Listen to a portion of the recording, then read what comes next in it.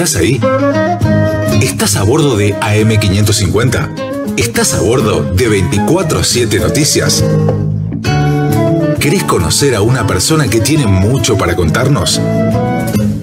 En Viaje al Puerto de la Noche, vení que te quiero presentar a alguien. Sebastián Díaz, buenas noches, muchas gracias por recibirnos allí en La Plata a esta hora. ¿Cómo estás? ¿Qué tal? Buenas noches. Bueno, muchas gracias por el llamado, por la difusión. Es un documental, como bien contabas, que tiene que ver con la vida, muerte y profanación de 4 caciques principales de La Pampa y la Patagonia. Muy importantes, son líderes muy emblemáticos. Estamos hablando de Calfucurá, Mariano Rosas, Cipriano Catriel y Vicente Pincén. Con la particularidad que tuvieron estos caciques de ser profanados por las fuerzas expedicionarias en la época de la campaña del desierto, y sus restos fueron exhibidos en los museos antropológicos de la Argentina. Cuatro Loncos es una crítica, digamos, muy cruda de cómo la ciencia ha maltratado a los pueblos originarios, exhibiéndolos como piezas de colección, como piezas de museo y también como trofeos de guerra. En su momento fueron los trofeos de guerra, desenmascarando un poco quiénes fueron los principales promotores de este genocidio y además quiénes fueron los principales coleccionistas de cráneos. Estamos hablando del Perito Moreno y de Estanislao Ceballos, dos referentes de la generación del 80, que fueron los principales apropiadores de cráneos, de tribus, de diferentes etnias, especialmente de La Pampa y la Patagonia.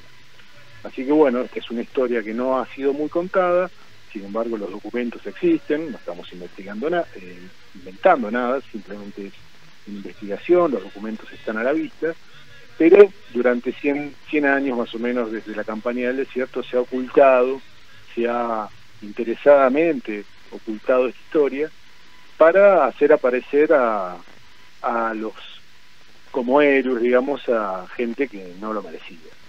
Entonces bueno, un poquito nuestra función es desentrañar la historia y contar lo que no fue contado. Esto es básicamente lo que se trata Cuatro Loncos, que tiene que ver con una investigación previa y una película anterior que se llama La Muralla Criolla, que es una película, otro documental, mi primer largometraje documental, que se estrenó en el año 2017 y tenía que ver con una etapa previa a la conquista del desierto durante el ministerio de Adolfo Alsina y la creación de su increíble zanja de Alsina, que trató de dividir materialmente la civilización de la barbarie. Entonces, Sebastián, sí. Yo estuve mirando Cuatro Loncos y quiero compartir con la audiencia algunos aspectos que me llamaron mucho la atención. Por un lado, el aporte de historiadores como que han sido fundamentales para nuestra Patagonia, como es Osvaldo Bayer, también otros testimonios, además la utilización de la animación. Yo me imagino que fue un trabajo de muchos años este documental. Sí, fue un trabajo de años. Todos los documentales que tienen compromiso y están de alguna manera hechos a pulmón, pero tratando de ser justos y ecuánimes y además con una honestidad intelectual, ¿no? Todos los trabajos estos son trabajos de largo aliento, son aproximadamente de unos 2 o 3 años. Sin embargo, la investigación, que es lo que demora tiempo, especialmente cuando uno es un neófito en la materia, o sea, yo no soy historiador, yo soy documentalista. Claro. Entonces, cada proyecto que yo abordo tengo que investigarlo para, digamos, no versear sobre el tema, sino hacer una cosa seria. Entonces, la investigación lleva mucho tiempo, pero como te decía anteriormente, la investigación para Cuatro Loncos proviene de una investigación previa para otro documental que yo te mencionaba. Claro. Entonces fue fácil hacer el guión. Después vienen las dificultades para armar la película, pero bueno, como te decía anteriormente, contamos con los mejores, y la verdad que me siento un orgullo impresionante de haber contado en la película con Osvaldo Bayer, Marcelo Balco, Carlos Sarasola. Carlos Sarasola es uno de los antropólogos, fue uno de los antropólogos más importantes que tuvo el país. Ajá. Lamentablemente fallecido en el año 2018. Y otros investigadores como Claudia Salomón Tarquini, Facundo Gómez Romero, Fernando Pepe. Bueno, yo cuando voy a los testimonios trato de ir a la gente que sabe y que más sabe sobre la temática. Y bueno, como siempre digo, las películas tienen, además de ser serias, deben ser entretenidas. Por eso, para abordar este tema, que es bastante crudo, yo traté de ampliar el espectro del público, que sea para un público amplio. Entonces está explicado de alguna manera, de una manera didáctica. Yo quiero que esto llegue a cualquiera, no solamente el que esté interesado en el tema o que sepa del tema. Claro. Sino que pueda ser interpretado por cualquiera y que pueda aprender. Al fin y al cabo cumple un poco la función didáctica también. Sebastián, cuando vos seleccionaste estos 4, ¿por qué fue que te detuviste en estos 4 caciques? Primero porque forman parte de un mismo tiempo histórico. Estamos Ajá. hablando de la década de 1870.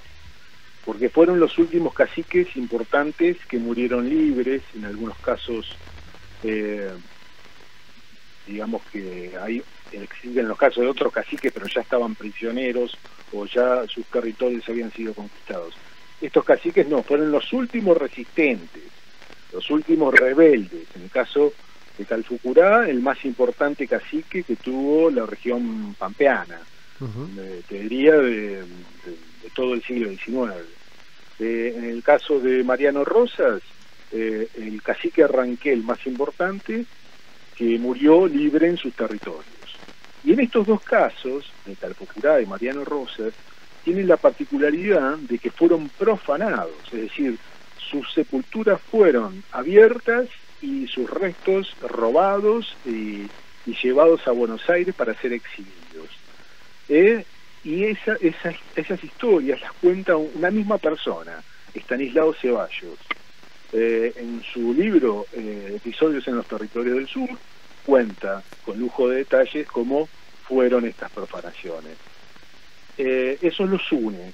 Y lo mismo tomé a un cacique que era un cacique emblemático porque era un indio amigo.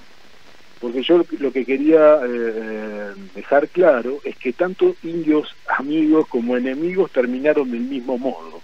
Claro. Terminaron detrás de su cráneo, detrás de una vitrina. En el caso de Catriel, Cipriano Catriel, que era un indio amigo de la zona de Azul y Olavarría, su cráneo fue profanado por el Perito Moreno. No se sabe en concreto si realmente fue muerto por cristianos o por los mismos hermanos. Está en discusión. Pero su cráneo terminó en una vitrina, donde en el Museo de Bariloche. Y quise terminar la película, 4 loncos, porque lonco significa cabeza en tanto jefe de tribu. Yo lo tomo en el sentido literal, son 4 cráneos. Sí, sí. Entonces esta es la película sobre el periplo de 4 cráneos indígenas. El último cacique que tomé para finalizar la película es el de Pincén, que tiene la particularidad Pincén de que nunca fue encontrado su cuerpo, por lo tanto pudo sortear ese destino trágico de exhibición de sus restos. Pero pudo ser atrapado, sí, tanto su cuerpo en una prisión, estuvo mucho tiempo encerrado en la isla Martín García, bastantes años, pero trascendieron 5 imágenes, que son 5 placas fotográficas. Ajá. Te diría que es una metáfora de cómo la ciencia, en este caso, pudo atrapar a un cacique, pero, digamos, su alma. Usted sabe que los caciques en su momento pensaban que la cámara fotográfica les robaba el alma.